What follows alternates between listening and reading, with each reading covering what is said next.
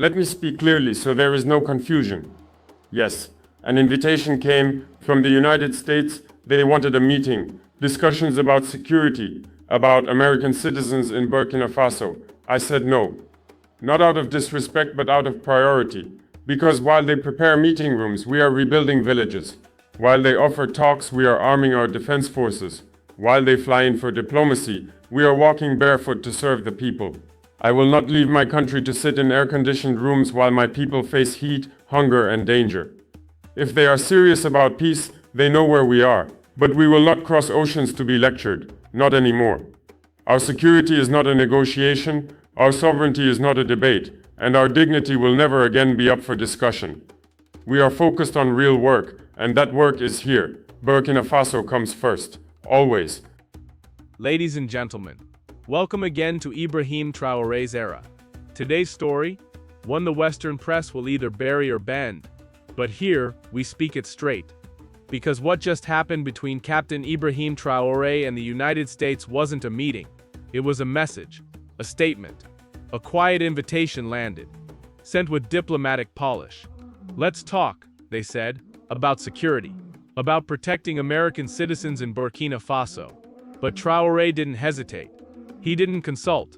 He said no. Flat. Cold. Clear. I have more important things to do for my people. It started behind closed doors. American envoys flew in.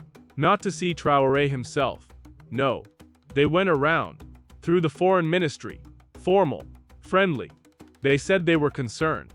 That media reports made Burkina Faso look unsafe. They suggested that Traoré make a visit to Washington, sit down with the White House officials and talk. When it reached Traoré, the answer came back like thunder. I have more important things to do for my people. No debate, no delay, no excuses. Because here's the truth, Burkina Faso comes first. And if the US is so worried about security, maybe it should start with its own streets. Traoré told the foreign ministry to drop it and shut it down. If it's serious, they know where to find us. But we don't cross oceans to talk. Not anymore. Call it bold. Call it reckless. Call it whatever you want. But we call it clarity. For too long, African leaders believed they needed Western validation.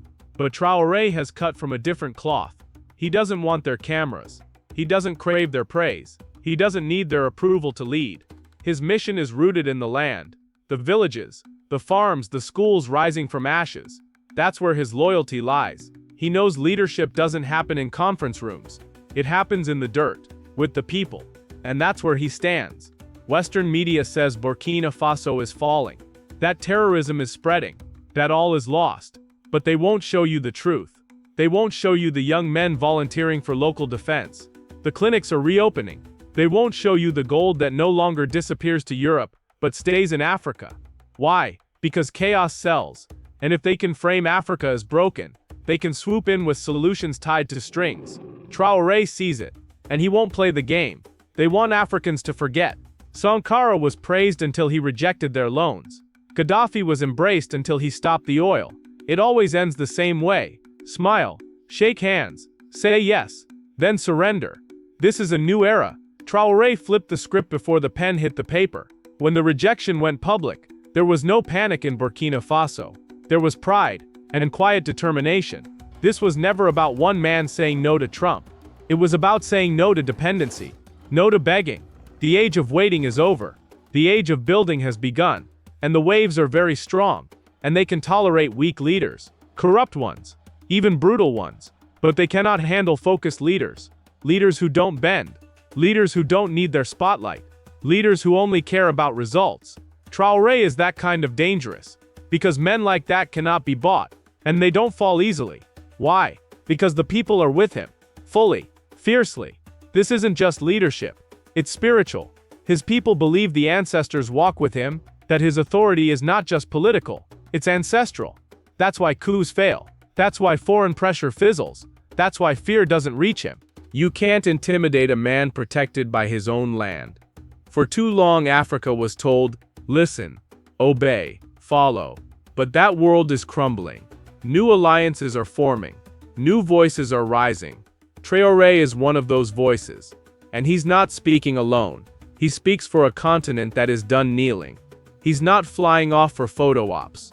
He's meeting with farmers, training soldiers, visiting schools, planting trees. That's real diplomacy. That's real leadership. While others take selfies at summits, Traoré is getting his boots dirty. And that is what Africa needs. Not another summit in Paris, a shovel in the ground in Ouagadougou. He gets it, and he's doing it. This is Ibrahim Traoré's era. If this gave you clarity, share it. If you believe in Africa's right to stand tall, subscribe. Until next time, stand firm, speak truth, never kneel.